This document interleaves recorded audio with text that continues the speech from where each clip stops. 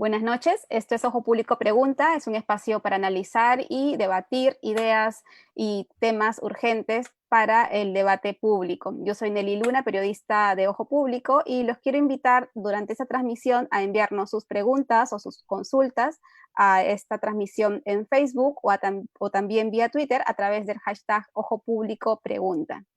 ¿Qué vamos a hablar hoy? Vamos a hablar de los transgénicos, que son, para los que han escuchado todos estos días el debate en torno a si se debe ampliar o no la moratoria. Los transgénicos son organismos, que pueden ser una planta o un animal, genéticamente modificados y que tienen diferentes usos, ¿no? En la agricultura es la más conocida probablemente, y si es que ustedes han tenido o creen que están muy lejanos a ellas, no es tan cierto, porque los transgénicos están presentes, por ejemplo, en la soya, en el maíz, en el algodón, en el aceite de canola, en fin. Son alimentos que se han utilizado y se están utilizando en algunos casos para usos más industriales, en otros casos para agricultura masiva. Pero, ¿qué pasa con los transgénicos? Esta semana, como ustedes saben, o si no, les estamos contando, el Congreso aprobó un proyecto de ley que había sido inspirado en el Parlamento, que aprueba una moratoria, una extensión. ¿Qué quiere decir? Que los transgénicos tenían prohibido el ingreso a territorio peruano desde el 2011, ¿no? Que se dio la primera moratoria y cuyo plazo vencía el 2021. En el Congreso plantearon una iniciativa y esta iniciativa extendía esta moratoria 15 años más. Esto fue aprobado mayoritariamente, más de 104 congresistas votaron a favor, y está ahora en manos del presidente Vizcarra la promulgación de esta ley o también observarla. Pero lo más probable es que, como ha ocurrido antes, esto se convierta en ley y no tengamos, o sea, se prohíba el ingreso de transgénicos por 15 años más. ¿Qué es lo que dice esta nueva propuesta? Es, además de ampliarla, en la moratoria, dice también que todas las otras normas que venían con la anterior ley tienen que adecuarse hasta los próximos 15 años. ¿Y qué es lo que decía la anterior ley? La anterior ley establecía una serie de pasos y procedimientos para garantizar un sistema de supervisión y de control que permita también el uso de estos organismos o la investigación con estos organismos. ¿Qué ha ocurrido? ¿Qué pasó en estos 10 años, en estos primeros 10 años de moratoria? Tal vez de eso también podemos hablar ahora. Pero no es un solo, este debate que se generó no tiene solo un componente tecnológico, o técnico o científico, tiene también un componente político, ¿no?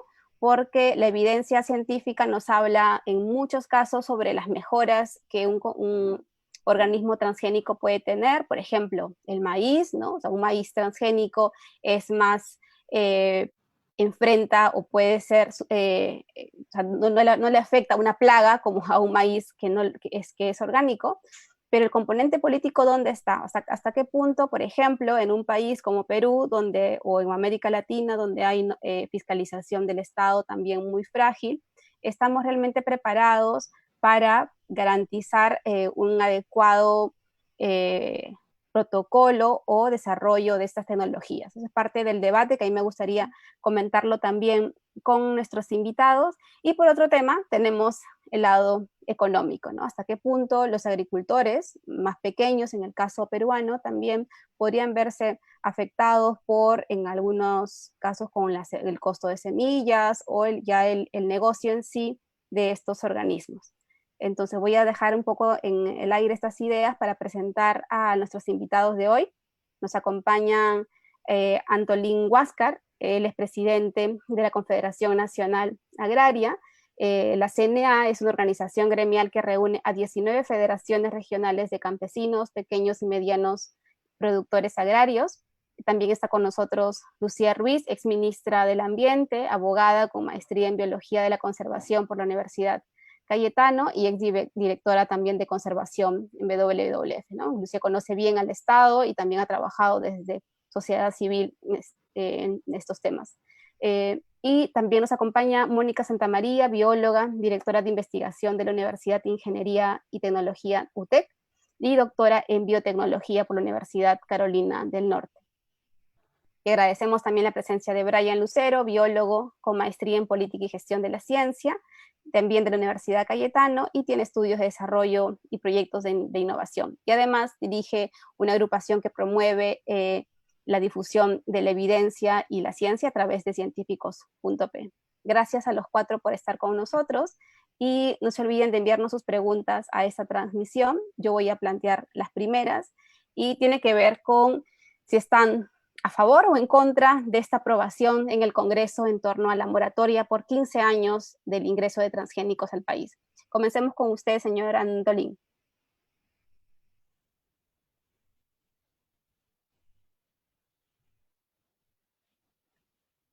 Puede, ahí está. Ahora sí, gracias. Micro.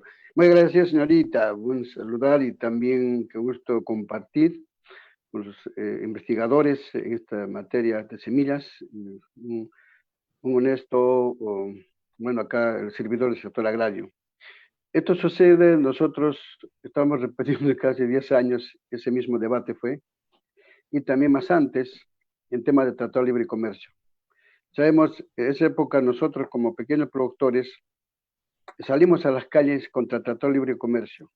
Habíamos anunciado lo que iba a suceder en estos momentos. Habíamos dicho, va a desaparecer algodón, maíz, va a desaparecer productos sensibles, son 10 productos sensibles.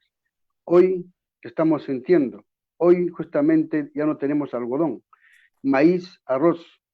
Habiendo sobreproducción de arroz en el país, ya tenemos arroz importado, maíz importado, trigo importado. Entonces decimos ya, ¿en qué momento estamos? Una vez firmado Tratado de Libre Comercio, viene este tema que se llama Monsanto, porque es el dueño, ya transgénico. En ese momento también nos paramos las organizaciones y que ya querían ya implementar, aprobar. Y decimos retroceder, hicimos 10 años moratoria, de acuerdo que pedían, vamos a investigar. Finalmente no han hecho la investigación hasta el momento. No han demostrado qué sucede con semilla transgénica, pero nosotros, usted como yo, ya somos consumidores, ¿no? Productos con semilla transgénico. Maíz amarillo duro que come pollo. Pan que comemos, galletas, tallarín, en cumpleaños, que estas tortas son ya, es trigo que viene de Estados Unidos, bueno, favorecido con Tratado de Libre Comercio, entonces ya viene, ya comida ya viene con transgénico. Pero aquí lo que hemos insistido de que no ingreso semilla transgénica. Porque corre riesgo, si estamos viendo con este libre mercado, con Tratado de Libre Comercio, ya hemos fracasado en el sector agrario. No solamente afecta a los productos que estoy señalando, también afecta a la mediana y pequeña agricultura, porque esta competencia de deslealtad genera pobreza, genera desocupación, genera la migración del campo a la ciudad. Justamente esta pandemia nuevamente nos ha retornado a nuestras casas, a nuestros pueblos, porque ya estábamos llenos en Lima. Posiblemente cuando suceda esto nuevamente pasa, va a regresar nuevamente porque no hay oportunidad en el campo. ¿Para qué vas a sembrar trigo si trigo viene debajo de costo de producción? Inclusive ya ha trabajado con semilla transgénica en Estados Unidos por este Tratado de Libre Comercio. Causante para este que estamos en debate es justamente el Tratado de Libre Comercio Mercado Libre. Entonces eso es causante en este momento, ya amenazan como ya necesitamos, hay demanda en el Perú, entonces ya pues hay que llevar semilla transgénica porque ahí justamente están más o menos ya encajados con este tema de cambio climático, entonces por eso justamente favorecen a ellos, como con este cambio clima, va a haber escasez de alimentos, entonces la semilla transgénica de resistencia, y con esta semilla vamos a tener que mejorar el sector agrario. Por eso la reacción de esta que se llama de COMEX, ¿no? Hoy para eso estamos prohibiendo, estamos fracasando. Hemos escuchado de que 10 años hemos fracasado, más 15 años es un fracaso en el sector agrario. Es mentira. Más bien deberían impulsar la agricultura orgánica, la agricultura campesina, indígena. De esta forma también, bueno, capitalizaría a los hermanos indígenas, andinos o costeros y también amazónicas, si es que consumimos nuestro producto nato. Entonces, por eso, desde la Confederación Nacional Agraria, desde plataforma de libre transgénico de nuestro país, desde Conviagro decimos de que estamos de acuerdo 15 años más. Nosotros hemos hecho cero, libre transgénico, pero como hay presión, hay balance, quién pesa más, entonces a medio creo que se ha hecho más 15 años más. Esperamos que termine 15 años más nuevamente un debate, más bien analizando, haciendo un estudio, que ustedes son biólogos, analizando así con certeza, con corazón, poniendo nuestro corazón de defender nuestra biodiversidad, decir, más bien libre, transgénico Perú, más bien impulsar una agricultura ecológica, una agricultura eminentemente conservando nuestras semillas y garantizar alimentos. Gracias, señor Huáscar. Entonces nos queda claro que ustedes de la CNA han expresado y vamos a profundizar más en esto en los siguientes minutos, sobre todas las dudas que hay y también miedos en torno a la situación del sector agrario en el país y que por eso también han apoyado esta ampliación de moratoria. Volvemos con usted en la siguiente ronda. Ahora me gustaría preguntarle también a Lucía. Lucía, tú has sido ministra del Ambiente, conoces el Estado y cómo funciona, te ha tocado trabajar también con diferentes sectores, incluyendo el CNA.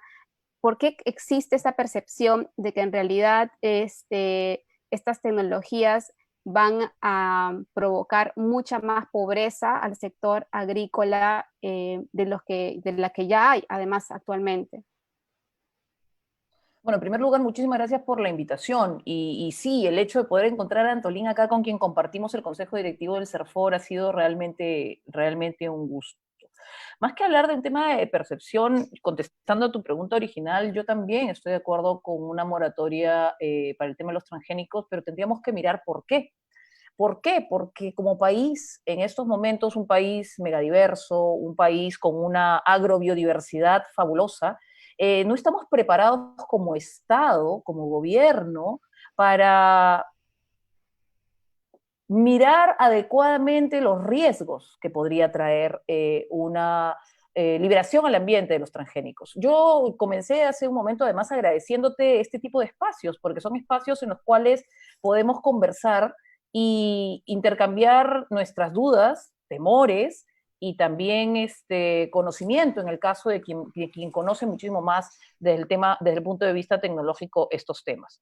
Yo creo que hay mucha desinformación y mitos respecto de los transgénicos, probablemente posiciones en algunos casos que están bastante polarizadas, pero porque necesitamos más espacios como los que ustedes nos están dando para conversar al respecto.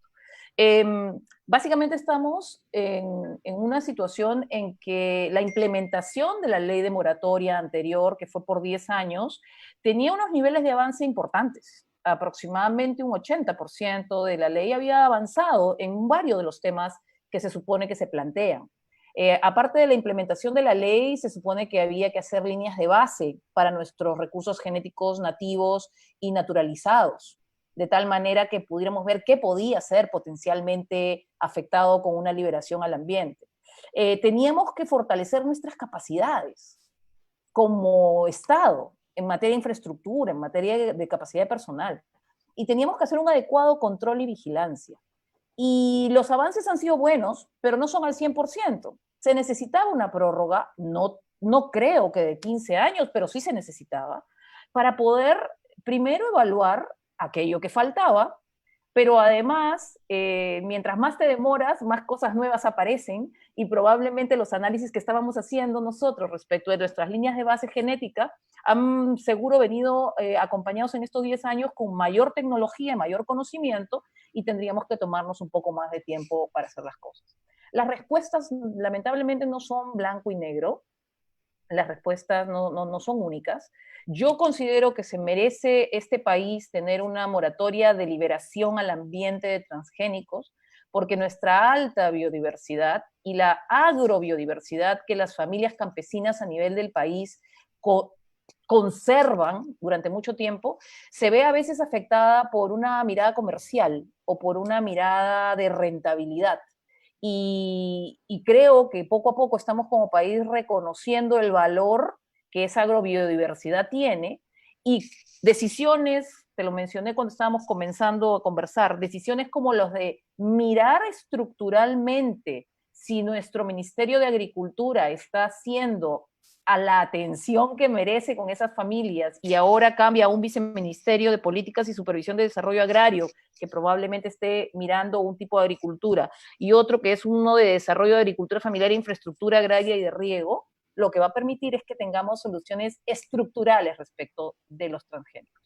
No quería cerrar esto, sin embargo, sin decir, o mi primera intervención sin decir, que tenemos que mirarlo todo en su verdadera dimensión. Hoy existe cultivos transgénicos en el Perú. En el Bajo Piura hay maíz amarillo duro que está siendo cultivado por familias agricultoras. No una, no 50, podemos estar hablando de un par de miles de familias que están haciendo ya un cultivo en el norte del país. ¿Cómo lo están haciendo y si están haciéndolo en espacios controlados, etcétera? Eso es algo que podemos seguir conversando el día de hoy. Que si eso que hicieran en Piura, por las características climáticas, de altitud, etcétera, quisieran hacerlo en lugares como Cusco, donde por ser de la misma especie podría haber una afectación respecto de una semilla liberada al ambiente contra el maíz gigante del Cusco, esa es otra cosa. Recordemos, por favor, que cuando hablamos de evaluación de riesgos en materia de transgénicos, tenemos que ver cada caso en especial, cada caso en particular, y en cada lugar en que se debe ver. Pero entiendo la preocupación que Antolín nos pone sobre la mesa, porque al no saber el nivel de riesgo o no recibir una respuesta probablemente adecuada del Estado, o no saber que se hacen informes anuales al Congreso y que tienen que evaluarse antes de tomar decisiones como prorrogar 5, 10 o 15 años esta ley, es que esa falta de información hace que estemos trabajando como que a oscuras y a tientas. La verdad es que necesitamos darle más seguridad, conocimiento e información a nuestros agricultores, pero sobre todo más apoyo, como luego te voy a contar que se está haciendo para efectos de mantener esa agrobiodiversidad a nivel de todo el país. Gracias, Lucía. Mónica, ¿cuál es tu opinión en torno a la moratoria? ¿Tú estás a favor, era necesaria o consideras que no?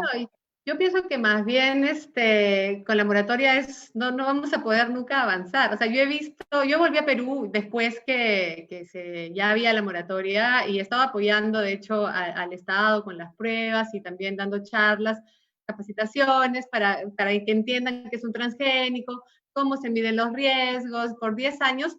Pero yo pienso que no avanza eso porque no, o sea, como hay una moratoria, o sea, está como todo estancado, no hay un interés por ejemplo, evaluar la semilla tal, ya vamos a permitir, porque claro, los transgénicos es como dijo Lucía, o sea, no puedes decir transgénicos, o sea, hay 1000 tipos que se tienen que evaluar caso por caso, qué gen se introdujo, en qué planta y dónde piensa sembrar esa planta, etcétera, ¿no? Entonces, como está la moratoria, como que el Estado está en stand-by, ¿no? O sea, como todos esos esfuerzos no tienen la velocidad que deberían. Ahora tú puedes restringir el acceso a uno o a otro transgénico, empezar con uno y empezar a avanzar, a desarrollar las capacidades, que yo sí pienso que tenemos bastantes capacidades para hacer el análisis de riesgo en las universidades. Y la verdad es que me deja un poco de esa sensación de cuando te quedas sin esperanza, cuando ves lo que demoran las cosas en lograrse, ¿no? En Perú. Y esta es una tecnología, ¿no? Que se basa en nuestro conocimiento cada vez más profundo de la genética, de la biología molecular, de la herencia. Si se usa bien, puede darnos muchos beneficios, puede ayudarnos a combatir las futuras plagas que van a ser cada vez más prevalentes por el cambio climático. Yo estoy de acuerdo con conservar la diversidad, o sea, yo no en ningún momento digo que hay que solo sembrar transgénicos monocultivos. Yo pienso que no tiene que ver el transgénico con la biodiversidad. Yo creo que, porque aquí lo que atenta la biodiversidad es la pérdida o sea, cuando empiezan a sembrarse monocultivos, ¿no? O sea, pero ya sea una semilla convencional o una semilla mejorada con ingeniería genética, no veo que por qué la que es mejorada con ingeniería genética va a atentar más contra la biodiversidad que una convencional por el hecho de que, ¿no? de cultivar más tierra, al contrario, porque Algunas de las aplicaciones de la ingeniería genética es lograr semillas que tengan más productividad por hectárea, justamente para apuntar a eso, a que no se tenga que sembrar más tierras para cumplir las metas de producción de alimentos. Pero bueno, yo sí estoy en contra de la moratoria porque pienso que lo que se debe hacer es empezar ya a regular, no sé, evento por evento, ¿no? Que veamos que es prioritario para el país. Lo otro es que estamos atrasando el desarrollo tecnológico propio, porque ¿por qué siempre pensamos en que vamos a importar semillas? Nosotros podríamos perfectamente desarrollar nuestra propia semilla, nuestra propia tecnología para nuestras necesidades específicas. De hecho, antes de yo irme a hacer mis doctorados y estudios fuera, en el CIP ya habían cultivos genéticamente mejorados, pero no se pudieron probar en Perú porque salió la moratoria, no se podían hacer las pruebas necesarias, ¿no? De campo para ver el impacto a los organismos no blancos, se tuvo que cancelar, desmantelar todo eso, ese avance. Entonces, hay un montón de oportunidades de desarrollo tecnológico que se están paralizando, de investigación, de aprovechar esta tecnología. La tecnología va avanzando, el mundo no nos va a esperar, ¿no? Entonces, me preocupa, ¿no? O sea, ahora, Lucía conoce mucho mejor que yo cómo funciona el Estado, claramente, y si ella piensa que no tenemos capacidades, pues sabrá desde dentro. Yo desde la ciencia digo, conozco muchos científicos que perfectamente pueden hacer una prueba de análisis de genómica, proteómica, metabolómica, efecto en insectos no blancos, o sea, capacidades en ciencia hay. Ahora, ¿cómo funciona el Estado? Ahí sí, no sé, y es una pena, ¿no? Entonces, si es por eso, por esa lentitud del Estado, que no se aprovecha el conocimiento que tenemos y todas las capacidades que tenemos para poder usar esta tecnología de manera segura, es algo que tenemos que solucionar, ¿no? Gracias, Mónica. Y Brian, bueno, tú también has estado expresando en redes sociales bueno, tú estabas en contra de la moratoria, pero sumo a que puedas explicarnos por qué esto que decía Mónica, ¿no? Que es cierto, la ciencia y la tecnología nos pueden dar algunos elementos, pero eso hay que aterrizarlo con políticas públicas y con capacidad también local para ver si es que estamos en la capacidad política, con servidores públicos, con las regiones, en la situación en la que están las regiones también, para controlar estos riesgos. Entonces, coméntanos cuáles son tus argumentos Claro, Nelly. De hecho, buenas tardes, muchas gracias por la invitación y tenerme en consideración este intercambio sobre este importante tema. En general, como se ha visto en redes, creo que estamos partiendo estas discusiones con un enfoque aparentemente en redes no constructivos. Y así como el conocimiento de los agricultores es valioso y primordial para tomar esta decisión sobre nuestro sistema nacional agrario, creo también que es el conocimiento tecnológico producto de la investigación moderna, ¿no? El enfoque de estas preguntas nos debería llevar a tener ambos conocimientos para trabajar en conjunto y tomar una mejor decisión. También algo que me quería referir era sobre que Lucía también lo comentaba, que deberíamos dejarnos de lados extremos. Me refiero a que aprobar o archivar la moratoria no va a tener en nuestro país impactos realmente extremos, ¿no? Decirle a la moratoria no significa que en unos años vamos a llamar causa a la palta rellena, ¿no? Así como tampoco decirle sí significa que estemos dejando sin herramientas tecnológicas a nuestra agricultura nacional. Eso no es así. Pero sí creo, desde mi opinión y desde mi posición, considero que si decidimos extender esta moratoria, como comentaba también Mónica, es de alguna manera políticamente armar una pared donde no se ve o no se discute más acerca del desarrollo, de las políticas que se está hablando sobre seguridad, sobre el Sistema Nacional de Bioseguridad, por ejemplo, que deberíamos hablar.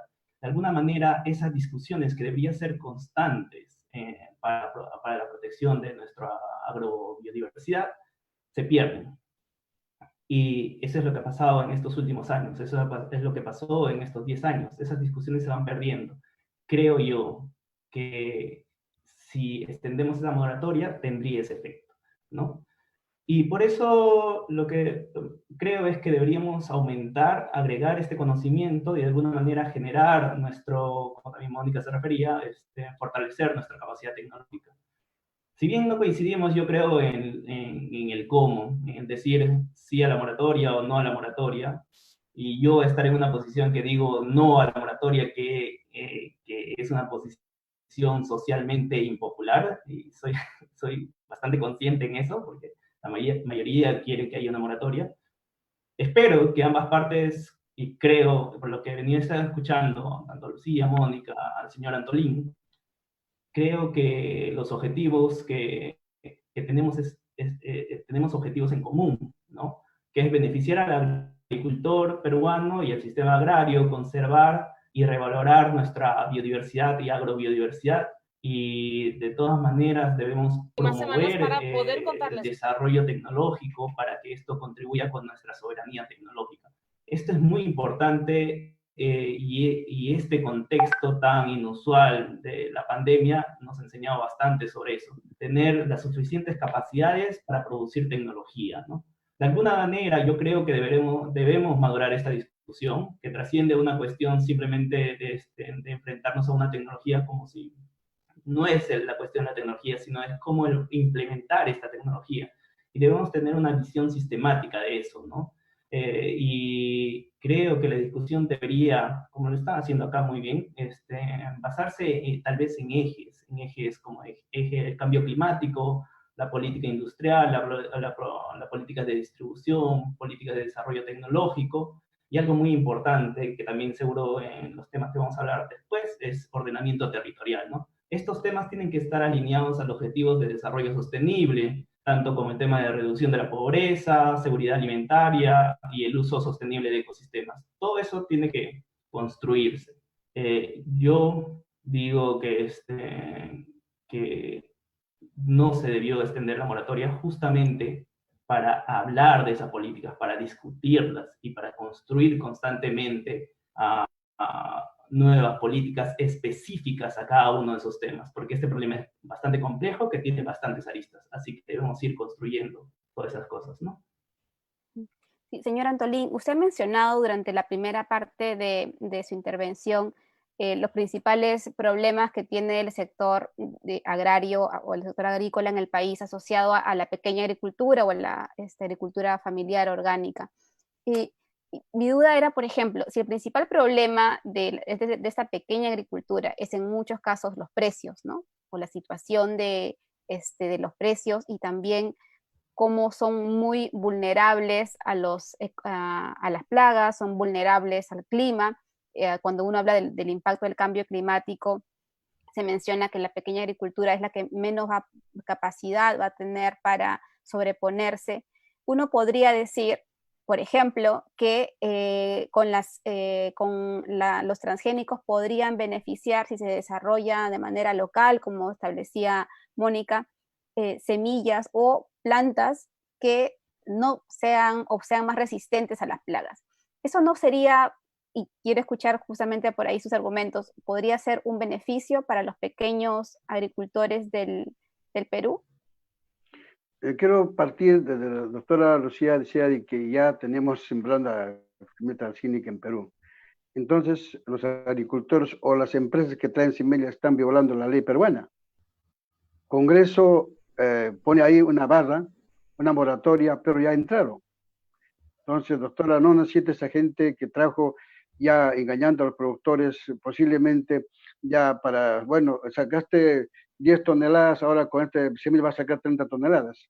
Entonces están violando las leyes, o sea que no respetan la ley. Entonces es un contrabando que viene bajo la ley de la lucha, está en Congreso una barrera, pero por ahí filtra y siembra. ¿Eso no merece la cárcel? ¿Eso no merece sanción? Creo que también otra corrupción ahí existe. Igualmente, pero son proyectos, yo, doctora son proyectos Mónica, que en este caso fueron autorizados, tengo entendido. Bueno, ahí está, nos engañan también, nos engañan. Entonces, ahí es doctora Mónica. Yo claro, usted, respeto... Sí, hagamos que termine un rato el señor Antolín y luego ingresas tú, Mónica, para explicar lo que pasa con Piura y el maíz. Siga, señor Antolín. Sí, gracias. ¿No? Yo respeto su posición como profesional, como investigadora científica, pero como agricultor discrepo totalmente, porque es más por dinero, por ganar más plata, no se olvida, parte cultural, parte social, parte humana. ¿De qué habla entonces Venticultura de proteger nuestros derechos colectivos? ¿De qué habla entonces ENIA de biodiversidad? ¿Por qué habla entonces el Ministerio de Ambiente de cuidar nuestro bosque, nuestra Amazonía, nuestros ecosistemas? Entonces ya no hablemos, pues. Mejor pasemos al resto de lo que plantea la doctora Mónica. Vayamos a ese camino. Ya no protegemos. ¿Para qué entonces existe el Ministerio de Agricultura? Porque en sí, en nuestro paro, cuando decimos, hemos dicho, no sucede nada si el Ministerio de Agricultura desaparece de la gestión. No pasa nada sin pupitre de la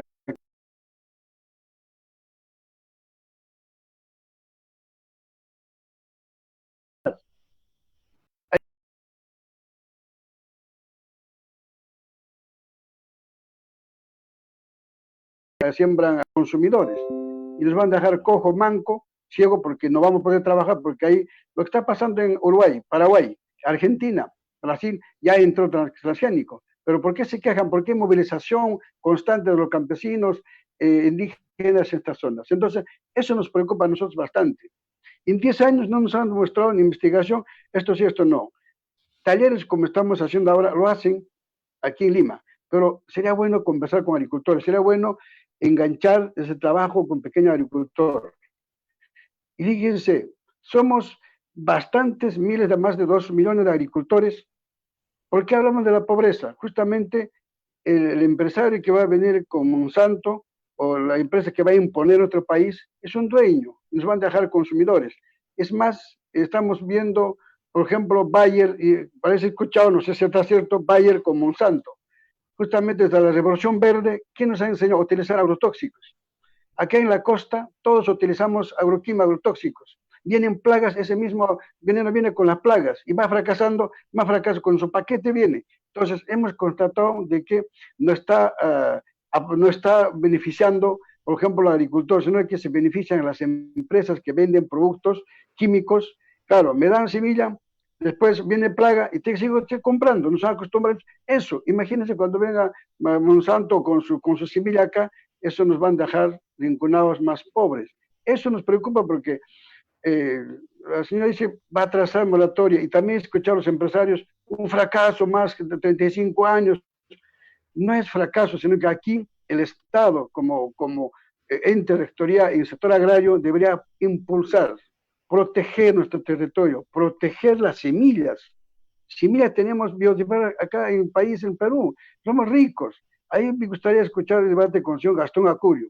Los cocineros aprovechan, por ejemplo, ofrecernos gastronomía con productos netamente orgánicos. Y turismo viene a Perú a comer, a consumir nuestros productos orgánicos, de comida, gastronomía peruana. Y con transgénico, ¿qué vamos a ofrecer? Eso nos preocupa bastante a nosotros como pequeña agricultura, mediana agricultura, que nos van a dejar con este libre mercado, nos van a dejar mancos, cojos, porque no vamos a poder trabajar, vamos a ir consumidor, y ahí viene, se acordarán. Yo tengo más de 50 años. Cuando era jovencito, en Cusco teníamos boticas en las esquinas, había solamente por turno. Hoy tenemos boticas en cada cuadra. Entonces, viene ya comida transgénica, me enfermo, y con cáncer, con obesidad, ahí me espera la botica, la farmacia para seguir comprando. Eso es la cadena. Eso queremos, señorita. Por favor, señor, eso es lo que pongo por si. Muchas gracias. Gracias, señor Huáscar. Mónica. No, en ningún momento quiero que los agricultores sufran y que pierdan sus cosechas y que, o sea, la idea es ayudar a la productividad, ¿no? No, yo solo quería contarle que el tema que hubo con la siembra de semillas transgénicas, el problema es que en Perú se permite la importación de grano, o sea, no se permite la importación de semillas transgénicas, pero sí de grano, y algunos agricultores han estado sembrando grano transgénico. Y lo sembraban porque les daba tal vez mayores rendimientos, les ahorraban en agroquímicos y de hecho a mí me pasó una anécdota que yo en una época estuve trabajando analizando maíz amarillo duro que entraba a una empresa, ¿no? Y la empresa estaba comprometida con solamente utilizar maíz no transgénico, entonces yo tenía que discriminar los camiones que iban llegando. Llegó un camión, ¿no? Y yo detecté, pues, un evento que era el mono 810 y se rechaza, ¿no? Y viene el agricultor y me dice, ¿pero por qué me estás haciendo esto? Y yo, si esa semilla es súper buena, y no se la comen ni los gorgojos, me dice yo, ya, me cuento por qué no se le están comiendo los gorgojos, es porque está produciendo este gen, ¿no? Que es un bioinsecticida, o sea, no, y no podemos aceptar tu camión, ¿no?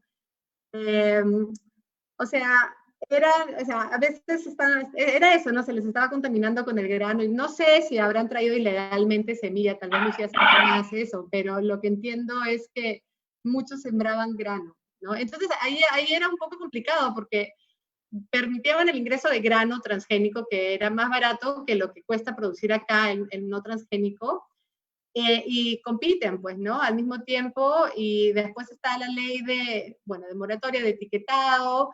Entonces, a los empresarios parece que les generaba un conflicto de para qué yo voy a comprar grano no transgénico si se me va a contaminar con el grano transgénico que se permite y está en la misma cadena de suministro. Al final me van a dar una multa por mi producto que va a salir con trazas porque no hay umbral.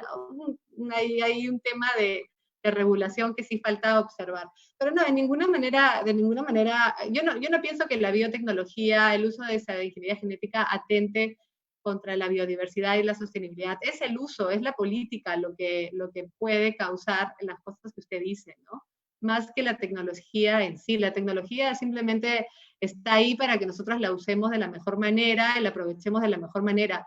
Ya todos estos esquemas de corporaciones y patentes, y eso ya es un tema más político, ¿no? O sea, la tecnología se podría desarrollar con fondos públicos y ser libres de patentes también.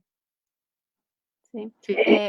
En el caso, y vuelvo a esta pregunta para que Brian y Lucía puedan ajustar y también complementar estas ideas tanto de Mónica como el del señor Antolín, que esa es precisamente la complejidad de este tema, ¿no? Porque no solamente necesitamos ciencia y tecnología, digamos, la tecnología depende también de un Estado fuerte, de un Estado que trabaje en función de los ciudadanos, y hasta qué punto también puede evitar que ciertos procesos de concentración generen dependencias insanas para los agricultores más pequeños, como ha ocurrido en varios países respecto a las semillas.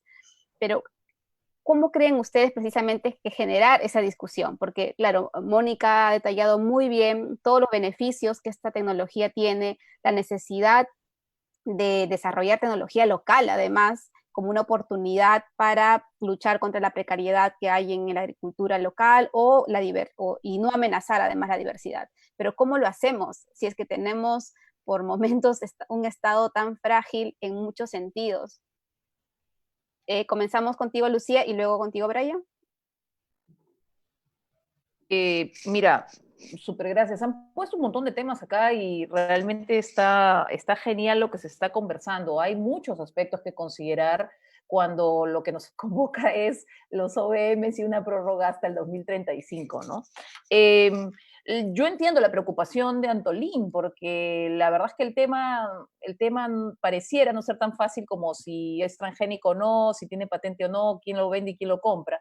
Hay componentes institucionales, hay componentes políticos, como dijo Mónica, que yo más los asocio con comerciales cuando hablas de patente. Hay componentes culturales que están viniendo de la preocupación que nos pone sobre la mesa Antolín. Hay preocupaciones respecto a cómo alguna agricultura orgánica podría verse impactada de alguna manera por este tipo de cosas. Comencemos explicando, por favor, que no todos los OVM son prohibidos por esa ley, porque Antolín, que representa aquí a un importante sector de agricultores, estaba preocupado diciendo, ¿y por qué esa gente que está haciendo cosas ilegales no se va a la cárcel y qué sé yo? Acá estamos hablando de algo mucho más grande. Acá hay una norma del año 99 que no se ha actualizado. Es una norma que era la Ley de Prevención de Riesgos del Uso de la Biotecnología, está asociada con el Protocolo de Cartagena. Y cuando hablamos de organismos vivos modificados, hablamos de aquellos que pueden ser liberados al ambiente, acá hablamos de aquellos de uso confinado, hablamos de aquellos para alimentación directa humana o animal. Y en este caso la moratoria está estrictamente para el tema de la liberación en el ambiente. El hecho de que el proyecto de norma lo único que ha hecho es extender el plazo ha impedido que algunas de las conversaciones que tenían que darse, Brian, Mónica lo han puesto sobre la mesa, no se han dado. Se tenía que conversar si es que se podía hacer algún tipo de investigación que no fuera confinada. para que lo que acaba de poner sobre la mesa Mónica, Brian en su momento, respecto de que tenemos capacidades al interior de nuestro país, pero no han podido ser ejercidas, se puedan hacer. Cuando se habla del INIA, bueno, pues el INIA ha desarrollado variables mejoradas, pero no han llegado a los agricultores. Esa es porque no tiene extensionistas, porque probablemente el extensionista comercial llega más que el extensionista de INIA.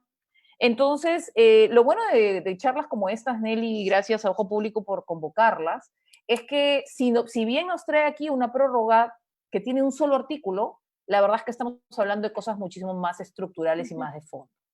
Estamos hablando de que hay que tener una mirada adecuada hacia el agricultor, sobre todo al pequeño y al mediano, porque no está viendo la rentabilidad que necesita, porque está preocupándose de perder el poco valor que tiene con el tipo de agricultura que desarrolla, ante el avasallamiento de semillas o de algún tipo de siembra que podría afectarlo. Tenemos que comunicar adecuadamente que cuando hablamos de semilla transgénica, normalmente hablamos de 4 grandes variedades, entre maíz por un lado, soya por el otro, y probablemente algodón sí, que podría afectar el algodón peruano, pero entonces tenemos que ver dónde se está poniendo y cuáles son las características, para que no se piense que esta degeneración genética puede abarcar a todos. Pero entendemos, y ahora entendemos con la conversación que estamos teniendo los 4 o 5 contigo, Nelly, que no es algo tan sencillo como simplemente decir prorroga o no prorroga. Hay una serie de temas sobre los que también tenemos que conversar. Yo por eso sigo pensando que está bien la moratoria. Podemos hablar del plazo de la misma, pero está bien la moratoria. Pero si nos ponemos a hablar ahora de los otros temas que tenemos que hablar.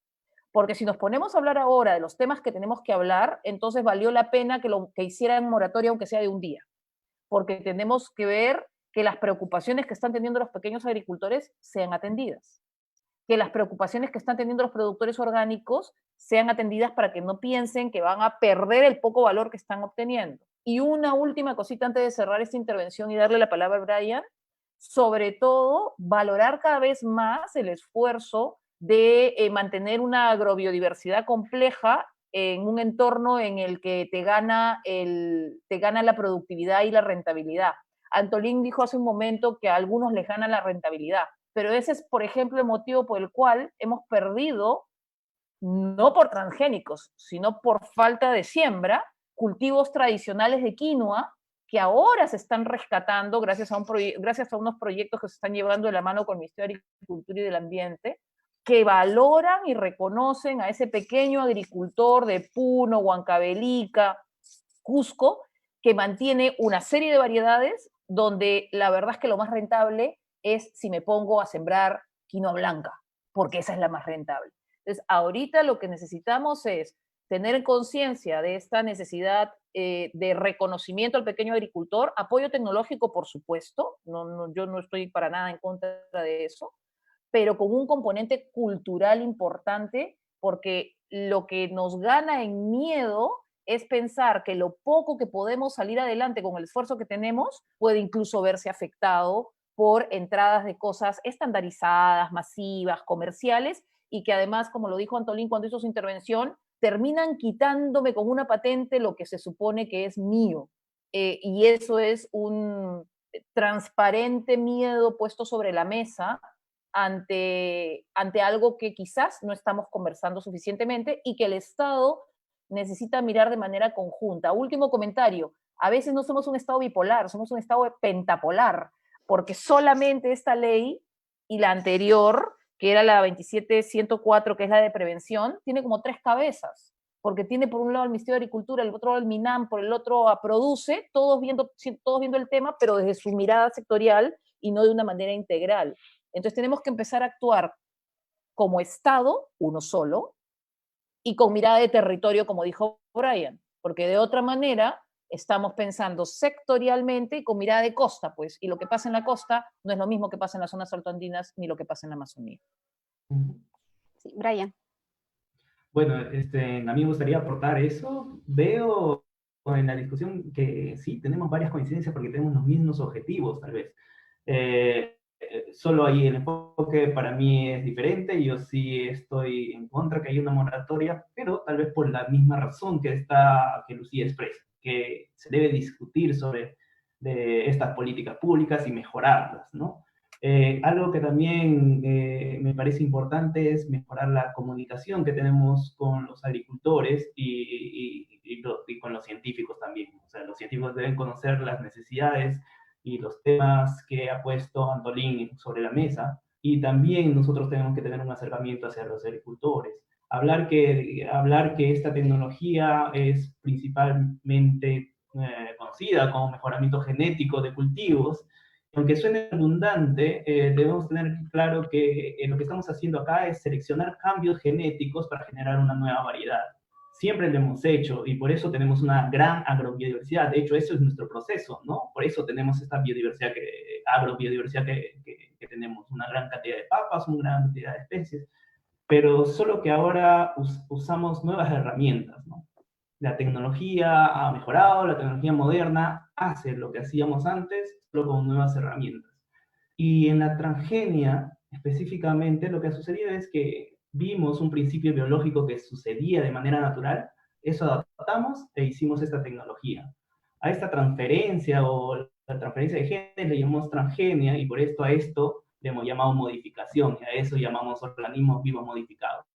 Este es un apunte importante que quiero hacer, porque lo que tenemos que de alguna manera ligar es que modificación, estamos hablando de transgénicos, y esto es la discusión. Hay otras herramientas, hay otras herramientas moleculares que también nos van a permitir seleccionar nuevas variedades y así generar nuevos desarrollos y vamos a poder utilizar el conocimiento científico que está de vanguardia.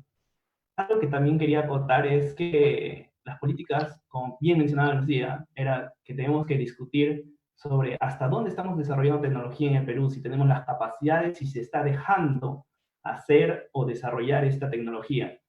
Lo que pasa en el Perú, y de nuevo voy a usar el contexto de COVID para hablar de esto, es que para hablar de desarrollo tecnológico tiene varios niveles. Así como las pruebas moleculares rápidas que todos hemos hablado, hay un símil ahí, ¿no? Desarrollar tecnología en tu laboratorio no es lo mismo que desarrollar tecnología en el laboratorio, probarlo en el campo y después implementarlo. Con estas nuevas políticas, con la política de la moratoria, lo que estamos haciendo es como si estaríamos desarrollando solo en el laboratorio y después no podríamos implementar. ¿Y por qué no podríamos implementar, por ejemplo, el caso de los kits de pruebas moleculares? Es porque no tenemos toda la estructura que sigue después de salir del laboratorio. Entonces, esas cosas faltan. No hay las normativas, no hay las pruebas, y cuando viene una crisis, nos damos cuenta que falta todo este desarrollo. No sabemos qué institución, cuáles son las normas o cómo debería ser el camino para sacar. Lo mismo nos puede pasar si por una razón u otra, ya nadie sabe, porque esto tampoco nos lo esperábamos tal vez, que necesitemos de alguna manera, debemos recorrer ese camino para poder lograr un desarrollo tecnológico que se pueda implementar y que pueda dar valor y pueda contribuir con el desarrollo del agricultor. Eso es lo que queremos realmente, ¿no? Y creo que ese tema es lo que debemos discutir. Creo que se debe apoyar al desarrollo tecnológico local y se debe permitir ese tipo de cosas, ¿no? Sí, gracias, Brian. Vamos a pasar a un bloque de preguntas que nos han estado llegando de parte de la audiencia. Están asociadas algunas también a estos naturales miedos sobre estos alimentos, ¿no? Y solo quiero, antes de pasar a eso, recordar lo que decía Brian. Más allá de esta moratoria, lo que sí necesitamos es también implementar una política de tecnología local y nacional, ¿no? O sea, la soberanía tecnológica, ahora con la pandemia, lo que nos ha revelado es que tenemos una gran dependencia para adquirir pruebas, kits y otra serie de insumos que hemos sido incapaces de poder comprar por la gran escasez de esos primeros días. Entonces, ¿cómo hacerlo sin patear el tema otros 15 años? Porque en esos 10 primeros años, como bien dijo el señor Antolín, no hubo no hubo tanta aproximación y ahora se ha vuelto a ampliar 15 años. ¿A qué certeza tenemos de que en los próximos 15 años sí se garanticen estas evaluaciones de riesgo de las que se hablaba? Bien, entonces eso va a ser en la parte final. Les planteo ahora las preguntas que han estado llegando. La primera es, tal vez esto, Mónica, nos puedas aclarar sobre lo que dice la evidencia en torno al impacto de los transgénicos en la salud. La pregunta es de Elga Tomás Callejero, y menciona que ha escuchado de los efectos sobre la salud que hay de parte de los transgénicos, porque apuntan a problemas en el largo plazo, donde hay muy pocas evaluaciones. Bueno, primero no hablar de los transgénicos, a qué eventos se refiere, ¿no? Si vamos a hablar, porque los transgénicos es como el arroz dorado, ¿ves? Y tiene un efecto positivo en la salud, te puede curar la ceguera, ¿no? El maíz biofortificado de África te cura, pues, problemas de desnutrición, entonces es a favor de la salud. Yo entiendo que ella se referirá a los cultivos estos de BT y a los resistentes a los herbicidas, ¿no? Que son uno de los más populares. A ver, lo que yo he leído cuando estaba trabajando en esto, que ya no lo estoy haciendo, pero hay estudios de data de 20 años donde se descarta cualquier de los cultivos que están ahora siendo comercializados y sembrados, porque no sabemos qué va a venir al futuro, ¿no? Siempre se tiene que chequear y evaluar, ¿no? No es tampoco... De los que se han estado cultivando, no se ha encontrado, pues, un riesgo a la salud. De hecho, se hacen evaluaciones bien exhaustivas antes de darle la aprobación a un evento transgénico para ser cultivado, ¿no? Entonces, y habiendo dicho eso, yo pienso que igual, o sea, si un evento ha sido evaluado exhaustivamente en un lugar, si vas a sembrar esa semilla en otro lugar, sobre todo la parte de ecotoxicológico, el efecto con organismos no blancos, se tiene que evaluar en cada sitio. En términos de la salud, eso está bastante evaluado. He visto de todo, he visto papers también con que hay un estudio de Seralini y que salían unas ratas con tumores, y cuando lo leí dije, esto es una broma, porque tú veías la tabla 2 en ese paper y sabías que no había diferencia significativa entre el control. Mucha gente ha visto eso y dice, causa tumores y hay bien ese tipo de publicaciones que lamentablemente generan esta confusión. Entonces, por ese lado, para que una semilla haya sido aprobada, ha tenido que pasar por mucha evaluación y que no se han encontrado riesgos a la salud. Y ya vamos 20 años sembrando y consumiendo, ¿no? Entonces, eso es lo que yo pienso. Sí. Gracias, Mónica. Hay una siguiente pregunta para usted, señor Antolín, de Barrueto Polo. Pregunta, ¿cuáles son las, menciona un poco cómo se informa usted o los miembros de la CNA en torno a los transgénicos? O sea, ¿con quiénes ustedes coordinan o con quiénes, de dónde les llega la información en torno a los transgénicos? Fíjese, nuestro Estado, como ya repetimos, nunca ha hecho información transparente sobre entrada, uso transgénico en nuestro país. Se habla, ¿no? Se habla, se difunde, el Congreso debate, pero no hay una profundidad. Todos nos enteramos, tenemos que recurrir al Internet, y a veces este tipo de diálogos con especialistas como la doctora Mónica, doctora Rocía o muchos profesionales, conversamos, debate, ¿no? Y eso mismo abrimos también en las bases cuando visitamos o reuniones, ¿no? Siempre pregunta alguien, hay curiosos hermanos, dicen, ¿no? ¿Qué sabe de transgénico? Tenemos una amenaza. Entonces, eso te provoca abrir este debate, ¿no? Digo mal, tenemos que informar lo que uno aprende estudiando, pero no hay una información transparente con calidad en nuestro país. Le pregunto a ustedes, ¿no? Como periodista, usted nunca ha escuchado, digamos, de un ministro de Agricultura hablando de este tema, mucho más de un viceministro o jefe de ENIA exclusivamente tratando o beneficio o va a ser quién va a ser sacrificado con esta semilla transgénica. Nunca. Entonces, todo se trabaja en escondida. Entonces, cuando las leyes aparecen, ya estamos en las calles, ya pues viene la penalización, bueno, finalmente problemas sociales aparecen escasos. Si necesitamos una información, queremos una información transparente, en quechua, en aymara, en ashaninka, en todos los idiomas, por eso justamente se trabaja el Ministerio de Cultura, incluso ya reconoce en nuestro país 48 lenguas, entonces debería trabajar en eso. Entonces, así sí vamos a entendernos y finalmente, para oponer o para pasar sí o no, tenemos que estar, mucho menos, te diré la verdad, ni el propio señor congresista no conoce en profundidad este tema. Entonces, hay carencia de información. Entonces, requerimos las universidades que se dedican un poco a estudiar esto y que hagan informaciones. Finalmente, tiene que haber una consulta previa. Si es que pasa 35 años, si van a imponer, entonces tenemos que ver, informar, como dice la consulta, habría una consulta previa informada y consentimiento. Creo que ahí vamos a entendernos, queriendo nuestra biodiversidad, también que nos queremos que quieran nosotros mismos, nuestra semilla. Por ejemplo, las semillas que nosotros tenemos corrientemente nativas, puedes sembrar, puedes mejorar semilla, haciendo intercambio de semilla, llevando otra provincia a otra provincia, eso es para mejorar nuestra semilla.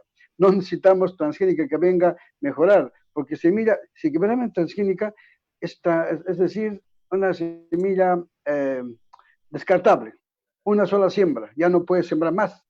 Entonces, y erosiona la tierra, exige más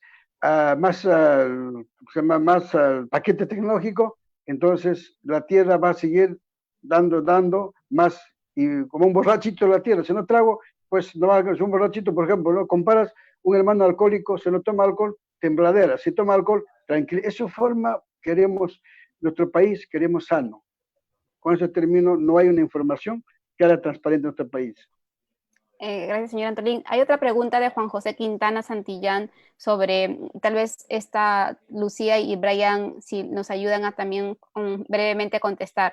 Es la siguiente, ¿no? Se las leo. ¿Cuál sería el panorama más distópico de darse que si los transgénicos llegan a extenderse en el país? ¿A quién afectaría? ¿Afectaría solo al agricultor o podría afectar al consumidor? Pues las grandes almacenes preferirían comprar más transgénicos porque les generan más rentabilidad. No sé si quedó claro. La pregunta es tal cual como la han presentado. ¿Quieres comenzar, Brian? No, bueno, yo creo de alguna manera reforzar también el mensaje que estaba dando Mónica hace un rato, que cuando hablamos de transgénicos, debemos tener claro que es una tecnología base, o sea, es decir, con esa tecnología podemos hacer un montón de productos y cada una de estas van a presentar diferentes fines y diferentes resultados. Es como si hiciéramos pan, o sea, una misma tecnología puede tener diferentes resultados, no porque que tengas alguna vez una experiencia de comer un pan excelente, hayas probado en cualquier lugar, vas a generalizar y decir que todos los panes hacen lo mismo. Es una tecnología base que puede generar diferentes productos. Habiendo dicho esto, la situación más distópica, yo iría más a una situación utópica tal vez, me iría a otro extremo, es que utilizando esta tecnología podríamos hacer muchas cosas para la biodiversidad también, ¿no? Que es a mí particularmente es lo que me importa. Por ejemplo, podríamos producir maderables. Ahorita lo que pasa, tenemos un gran problema con el tema maderable. ¿Sí? Hay lugares de donde sacan árboles que lo sacan de manera ilegal. Diferenciar un árbol de una concesión forestal legal de otro de que estén sacando de un ambiente que no es legal y no está permitido, que esté sacando de los bosques o de áreas intangibles, es muy difícil porque genéticamente se parecen entre sí. ¿Qué tal si generamos maderables? ¿Qué tal si generamos árboles que sean capaces de ser identificables genéticamente y saber esta madera que tiene esta mesa, por ejemplo, viene de un organismo genéticamente modificado y no viene del ambiente, no viene de las cosas que debemos conservar? Entonces eso sería una herramienta clave para nuestra conservación. O sea, para mí eso es una herramienta que sería estupendo, generar, saber de dónde está viniendo esa especie maderable, y ya no tendríamos el problema de blancamiento de maderables, por ejemplo.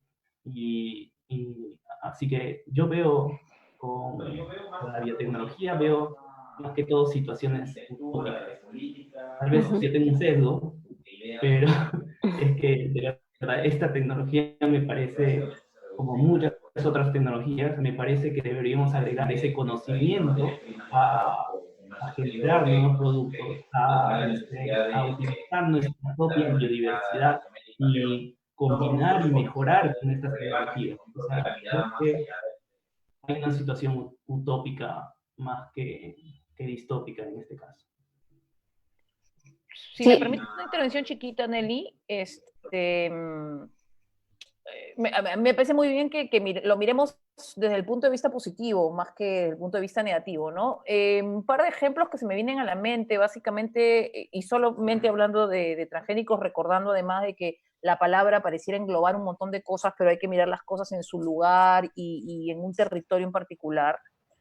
Podría haber un tema relacionado con que quizás alguna variedad, a raíz de este contacto cruzado pueda probablemente perder adaptabilidad al entorno, probablemente. Yo no soy científica, esa es la ventaja que tiene Mónica y Brian, pero es una de las opciones, que haya un tema de una maleza que sea difícil de eliminar, una cosa que se salga de control en ese aspecto.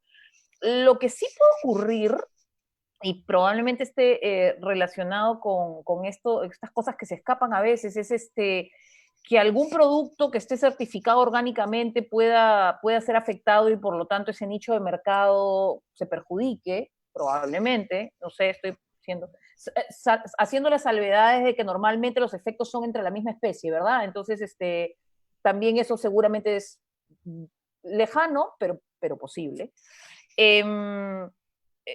Podrían haber ese tipo de situaciones. Respecto al tema del impacto en la salud, yo no puedo entrar en ese detalle porque primero que no soy científica a ese nivel, por supuesto, pero sí cuando dije lo de la siembra de maíz transgénico en el Perú es precisamente para que nos empecemos a quitar el miedo, ¿no? Porque normalmente cuando uno apela al miedo de las personas es que empiezan los problemas, el tema de los ratoncitos con tumores y tal. Y entonces sí hay siembra de transgénicos en el Perú, seguramente está muy, muy colocada para el tema de alimentación de animales, etcétera, animales que nos estamos comiendo, con lo cual... Pero además en los productos procesados hay mucho transgénico, porque uno de los primeros productos que tiene transgénicos en el mundo es la soya, y es intensa, y está en los aceites, en la canola, ¿no? Y en nuestra región latinoamericana hay mucho. Países que aún cuando tienen una alta biodiversidad, quizá no tan grande como la nuestra, han decidido hacer grandes extensiones de soya. Deforestan sus bosques y de pasadita meten su transgénico con soya. Pero la verdad es que en nuestro país no hay unos monocultivos tan extensos como para hablar de soya y tal. Sí habría que preocuparse de estos casos de algodón, estos casos de maíz que no se nos fueran a escapar. Lo bueno, y en eso Altolín ha sido muy claro al decir el tema del orgullo cultural, no se puede ocurrir a nadie pensar que al Valle del Cusco con su maíz gigante del Cusco vaya a entrar un transgénico, ¿verdad? Porque son los primeros que van a hacer ahí causa común y van a mantener la riqueza cultural que tiene el maíz gigante del Cusco. Pero básicamente se me ocurre que pueden pasar algunas cosas, sí, que nadie quisiera, que afectarían a las personas además en su valor cultural. Y ojo, porque me gustó una frase que usó Antolín cuando dijo que eran semillas descartables. Mira qué rico lo que dijo, porque básicamente es como si fuera una semilla de un solo uso, porque efectivamente tienes que comprarla para la siguiente cosecha, básicamente. Tienen una tolerancia, como dijiste, en el gen BT a los insectos o a los herbicidas en algunos casos, ¿verdad, Mónica? Y eso hace que para algunos sea más rentable y más interesante. Pero acá, al decir esto de la semilla descartable, nos dijo algo más importante todavía, Antolín, y nos dijo la riqueza cultural de nuestra población en hacer, entre comillas, por favor, manipulación genética con este intercambio de semillas que ha hecho que seguramente en nuestro país hay algunas variedades que son resistentes a la altura, resistentes al estrés hídrico, etcétera, pero por un camino recorrido durante, voy a decir, cientos de años, para no decir milenios, ¿no? Tenemos una riqueza muy interesante que conservar, que reconocer, que valorar, pero no significa que no vamos a dar la entrada a la tecnología. Los transgénicos son tecnología, por lo tanto también debemos de conocer la tecnología para saber si sus riesgos pueden ser buenos o malos, dependiendo de dónde los quieras poner y qué variedad quieras poner. Y sobre todo, gracias Antolín, otra cosa que ha puesto sobre la mesa y debería ser uno de los, de verdad, pilares del resumen, Nelly, es el tema de la información. Cuando habla de que la población no está adecuadamente informada, al no estar adecuadamente informada, ese vacío de información se llena con miedo, o ese vacío de información se llena con información manipulada. Entonces, qué importante, Antolín, que hayas dicho acá, que tú necesitas que un Estado que piense de manera unitaria, además, y no necesariamente sectorial, se acerque a la población. Y retomo el tema de INIA. Hay espacios, y Mónica lo dijo, donde se hace tecnología importante en este país y probablemente le falta la siguiente cadena, que es no solo tengo la tecnología, no tengo solo la semilla mejorada, sino que puedo llegar al agricultor para ofrecérsela y para trabajar junto con él. Yo sí creo que de todas maneras esta ley solamente ha sido la prórroga de, recuerden, del plazo, necesita mirarse de manera más integral. La ley 27104 sobre prevención de riesgos de uso de la biotecnología, hacer una mirada respecto a la institucionalidad en materia de biotecnología, es una mirada mayor y sobre todo llegar a la gente y trabajar con la gente, porque investigación se puede hacer confinada, pero también se puede hacer investigación en el campo, y qué mejor que de la mano de los propios agricultores que tienen ya una tradición y un conocimiento cultural importantísimo para poder seguir avanzando, ¿no? Vamos a entrar al último bloque del programa. Sí, Mónica, ¿quieres? Sí, yo quería hacer una precisión. Hay varias notas que apunté. Lo de agrobiodiversidad es fundamental. O sea, si no hay agrobiodiversidad, no se puede hacer ingeniería genética tampoco, porque ¿de dónde vas a sacar las características deseables? Y eso que menciona Antolín, de que es una práctica ancestral el intercambio de semillas, bien interesante también, claro, en el contexto de que se desarrolle ingeniería genética propia, no tendría por qué ir en contra de esa práctica, siempre y cuando se haya evaluado. Claro, ahí es la evaluación en cada sitio, se tendría que hacer. Depende, ¿no? O sea, de qué gen, porque también están las plantas cisgénicas, que es algo que tal vez no se conoce. Es cuando, por ejemplo, tienes una papa mejorada, ¿no? Convencionalmente, y es susceptible a una plaga, ¿no? Pero tienes la papa silvestre que nadie se la come porque es muy amarga, pero tiene un gen que da resistencia a la plaga. Entonces, antes lo que se hacía era mezclar. Después de 40 años tenías una papa que no era tan amarga y era resistente. Entonces, lo que hace la biotecnología ahora es identificar qué gen es el responsable de esa resistencia a esa plaga.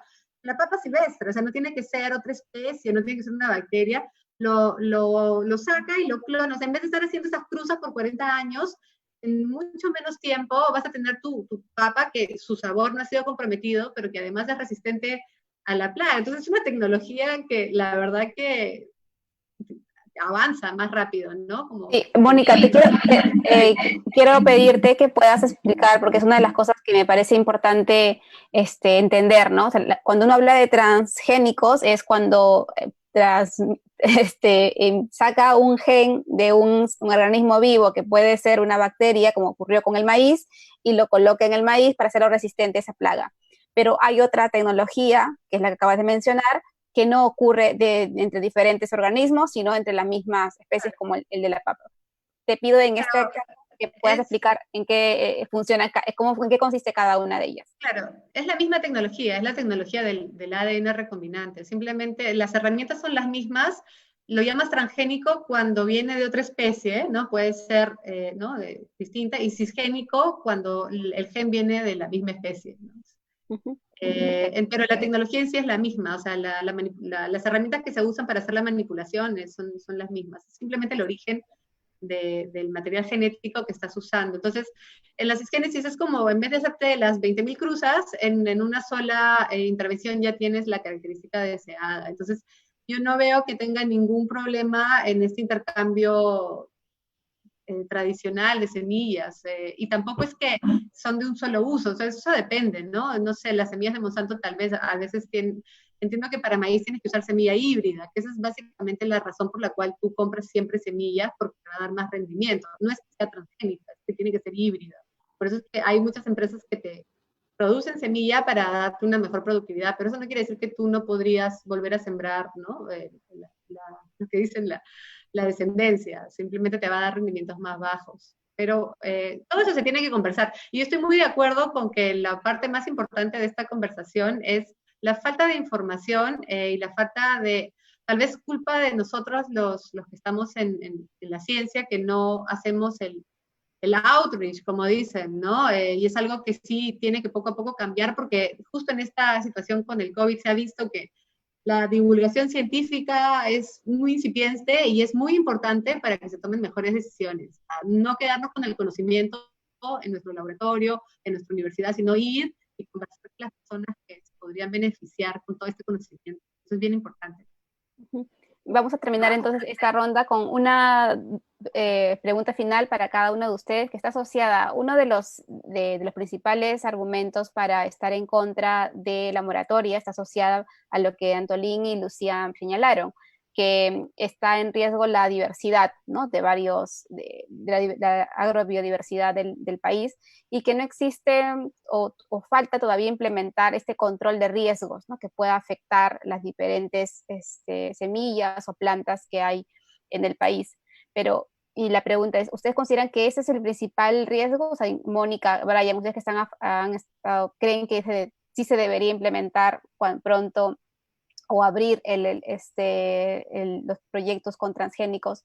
¿No identifican algún otro riesgo adicional? Por ejemplo, la dependencia económica en torno a las semillas.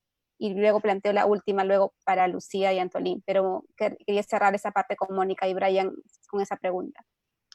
A ver, no sé, yo pienso que es fundamental hacer análisis de riesgos con la liberación de toda tecnología, de todo evento transgénico. Eso es parte integral. O sea, si se levanta la moratoria, tampoco es que vas a decir, ya vengan todas las semillas transgénicas, las sembramos alegremente. O sea, se tiene que hacer un uso responsable y se tiene que hacer el análisis de riesgos en los ecosistemas. Eso, o sea, es decir que no a la moratoria no quiere decir ya, no vayan y siembren todo lo que quieran, no, se tiene que hacer responsablemente. Eso, y tu otra pregunta era asociada al riesgo de la dependencia más económica, ¿no? O sea, la dependencia económica, sí, la dependencia económica yo pienso que existe independientemente si importas semillas transgénicas o mejoradas por otros medios, ¿no? O sea,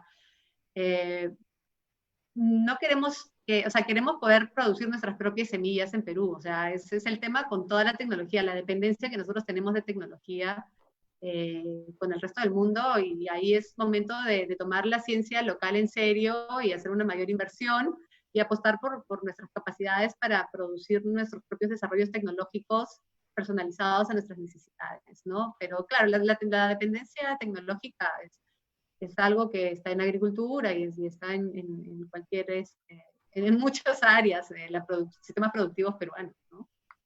Y ahí hay que invertir en ciencia y tecnología justamente para cada vez reducir esa dependencia. No sé, ahí Brian, si quieres agregar algo más. Bueno, en realidad, Mónica, yo coincido bastante con lo que estás diciendo en las dos ideas principales, que decirle no a la moratoria no significa que le demos ingreso libre a los transgénicos. O sea, todavía se debe cumplir con un sistema nacional de bioseguridad, y justamente ese proceso tal vez haría que se reforzaran estas políticas, ¿no? Entonces me parecería, o sea, decirle no a la moratoria es por un lado, reforzar lo que se quiere, este sistema nacional de bioseguridad. Ahí es una idea, no es que estemos dando acceso libre a los transgénicos, se debe trabajar mucho más, se debe trabajar para mejorar capacidades. Y en cuanto a la otra pregunta que era, ¿cuál era la otra pregunta, Nelly? Disculpa. Bueno, la producción bueno, hablemos de las semillas particularmente, ¿no? Que están algunas de ellas asociadas a un grupo pequeño de industrias. Sobre propiedad intelectual, ese es un tema muy interesante, pero es un tema muy interesante porque ¿por qué algunos países o empresas tienen propiedad intelectual? Porque ellos están generando la tecnología. Lo que debemos hacer de alguna manera, y tenemos capacidades para hacerlo, tenemos información para hacerlo, tenemos agrobiodiversidad para hacerlo, es que nosotros debemos ser los productores de tecnología. La propiedad intelectual que debe salir y que debemos comercializar, nosotros somos los que tenemos que ser dueños. O sea, ¿por qué no pensar que Perú puede hacer eso? O sea, tiene la agrobiodiversidad para basarse y mejorar y hacer nuevos cultivos, y nosotros ser dueños de esa propiedad intelectual, que incluso lo podríamos o usar aquí para nuestro desarrollo local, para nuestros agricultores locales, pero también un comercio internacional. ¿Por qué no pensar en eso? O sea, si seguimos este modelo en que no reforzamos nuestras capacidades tecnológicas, siempre vamos a ser el que esté pendiente de la propiedad intelectual del otro, porque vamos a estar dependiendo del que está desarrollando, del que está haciendo la patente. Pero tenemos que empezar a darle vuelta a eso, a empezar a mejorar las capacidades de los científicos y darles carta o soporte a su desarrollo para que nosotros, desde el Perú, con todo lo que ha dicho, con toda la biodiversidad que tenemos, con todo lo que conocen nuestros agricultores, generen nuevos productos y nosotros tengamos esa propiedad intelectual. Nosotros o empresas nacionales, científicos nacionales. Qué genial sería si asociaciones de agricultores locales o regionales tuvieran las capacidades tecnológicas para generar su propia propiedad intelectual. Sería estupendo. Sí, y este tema en realidad lo que abre es esta enorme ventana de promesas truncas que tenemos en el país con la gran cantidad de biodiversidad y también con la necesidad de incorporar al debate tecnológico y de ciencia a nuestros agricultores, ¿no? O sea, como decía Lucía y también Antolín, gran parte del debate a veces se da desde la ciudad o desde la capital, pero hasta qué punto estas grandes decisiones o estos grandes proyectos incorporan, por ejemplo, organizaciones indígenas, organizaciones agrícolas, que también tienen un tipo de conocimiento que no es necesariamente el conocimiento científico, pero es un conocimiento que todavía falta explorar más y están tan lejanas a veces de las discusiones porque no los invitan o no los convocan. Lucía y Antolín, yo les hago ahora la pregunta ya para terminar también el día de hoy. ¿Qué esperan de estos próximos 15 años? Supongamos que el presidente promulga la ley. ¿Qué hacer respecto a la tecnología para la agricultura como los transgénicos en estos próximos 15 años? Prepararnos para estos eventos de riesgo y evitar que cuando se abra no afecten espacios o la diversidad o agriculturas más orgánicas. ¿Qué es lo que se debería hacer? Si quieres, comenzamos contigo, Antolín.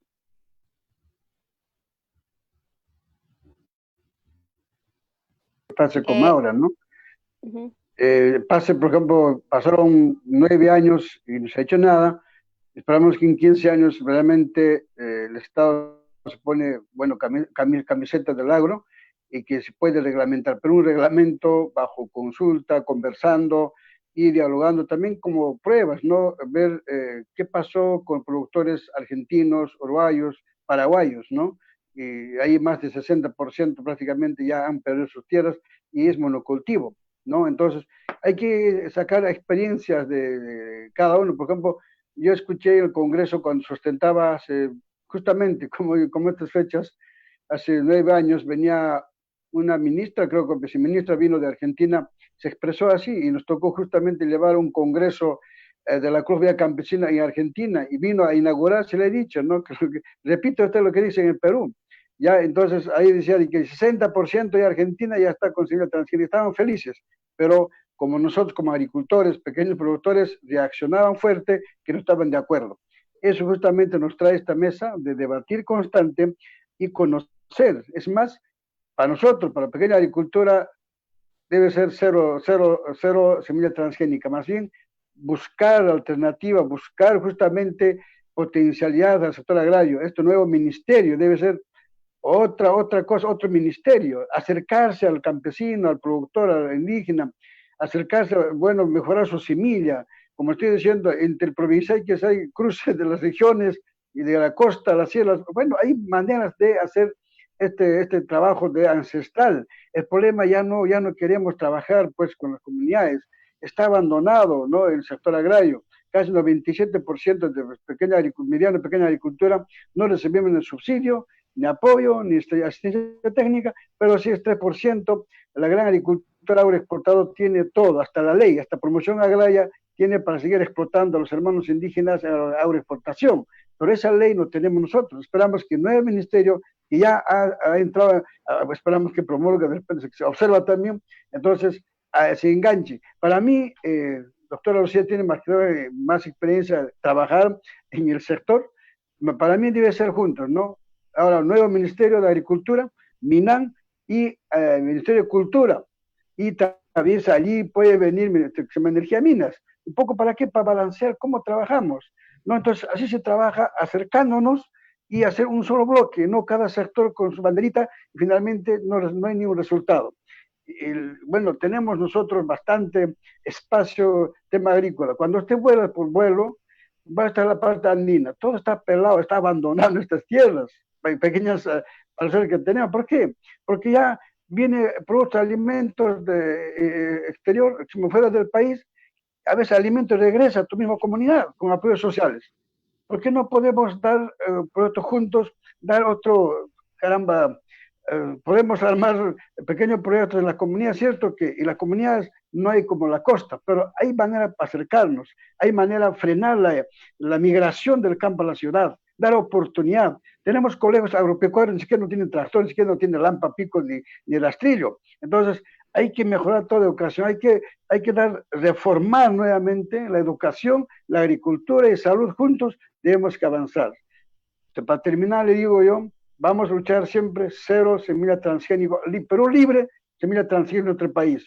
Con la investigación, y justamente las autoridades deben investigar, deben mostrarnos qué potencialidad tenemos en cada región, ¿no? En la costa, en el Ande, en la selva, tenemos potencialidad. El problema, no nos olvidamos de ellos y más fácil ir a una empresa transgénico que venga acá, nos traiga semillas y como resistencia hay que sembrar. Entonces, no, hay maneras. Ahora hay que enfrentarnos al cambio climático, hay que adaptarnos al cambio climático. Esa es tarea de todos, no solamente del gobierno, también de nosotros, de los científicos, de los estudiosos, de las universidades.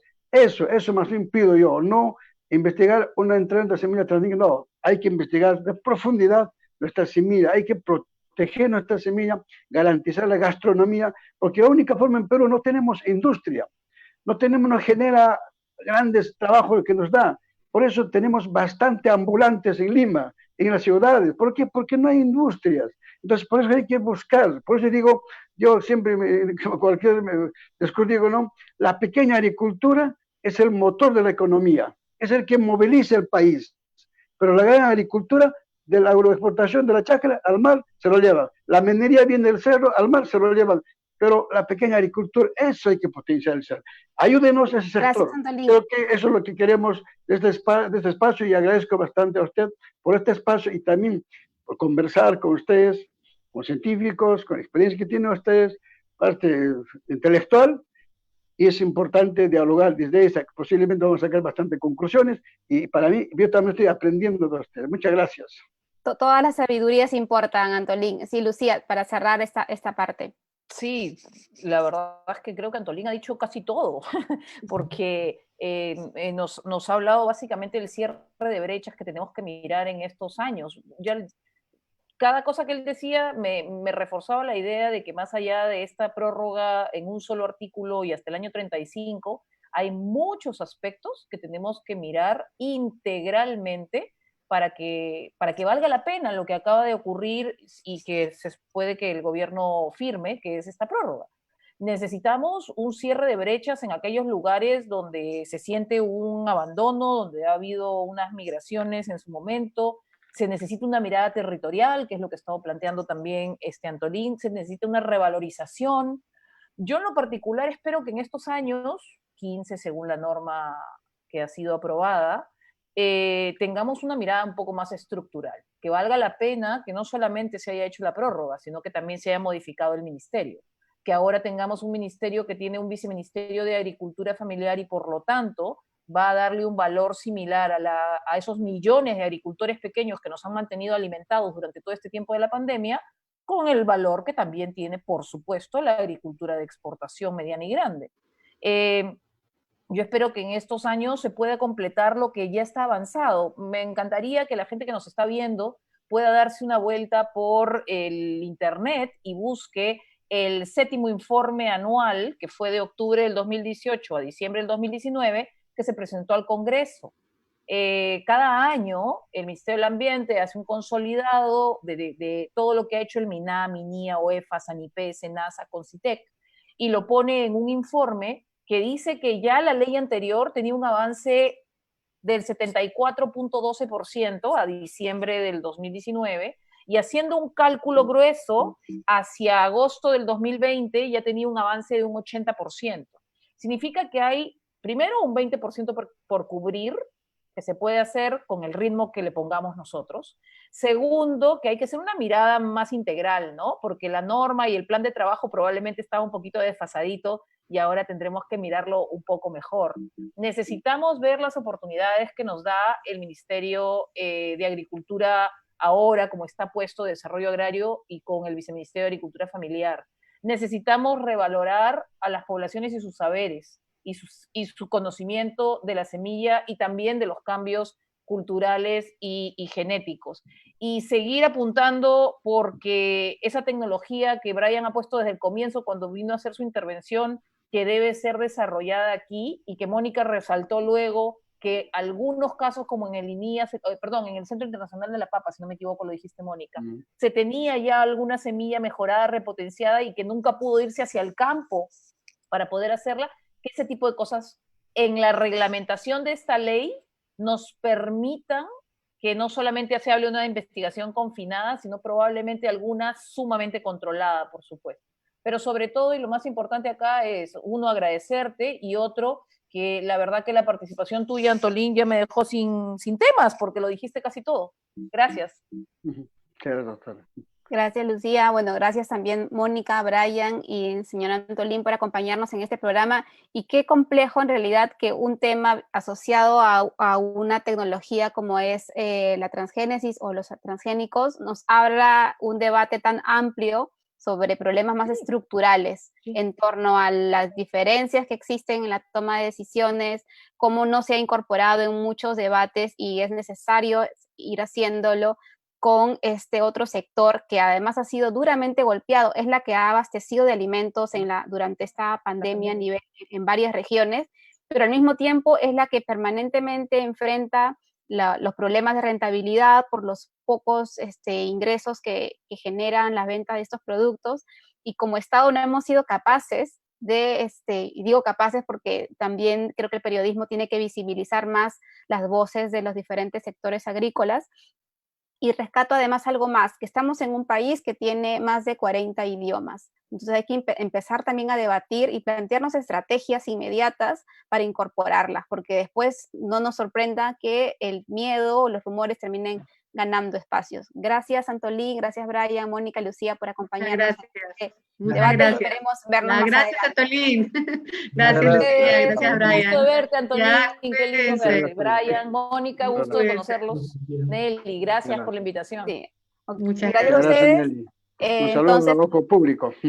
Gracias, Antolín. Nos vemos en otra oportunidad. Vamos a seguir hablando de los temas, vamos a seguir hablando de lo que pasa también en el sector agrario. Los invito ahora a quedarse. Tenemos una transmisión simultánea porque está debatiendo en este momento Donald Trump con Biden, que también es un tema que nos interesa y que puede marcar además nuevos desafíos en torno a otros discursos, ¿no? Negacionistas también, y que incluso en situaciones dramáticas como la que estamos viviendo en los últimos meses de la pandemia. Entonces, después de esta transmisión pueden pasar a la otra del debate.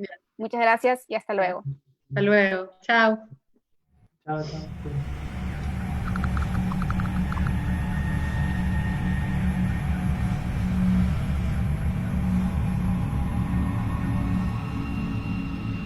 Aquí hay unos portales de adversarios semicomunistas que siempre inventan cosas. Emitido de la Fiscalía es absolutamente falso.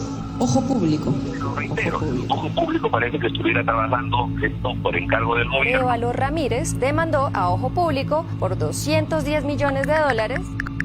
Pregunta de Ojo Público. Entre los beneficiarios de Reactiva Perú identificamos empresas vinculadas al caso Lava Jato, como Horacio Canepa y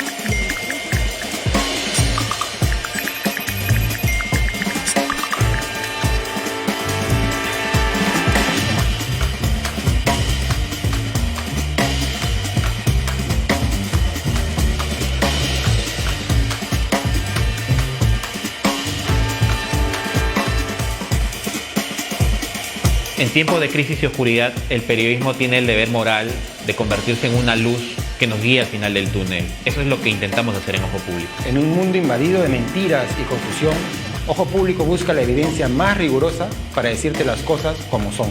Necesitamos que nos ayudes a que todas y todos tengan el derecho a estar informados, sin restricciones. Hazte aliado de Ojo Público.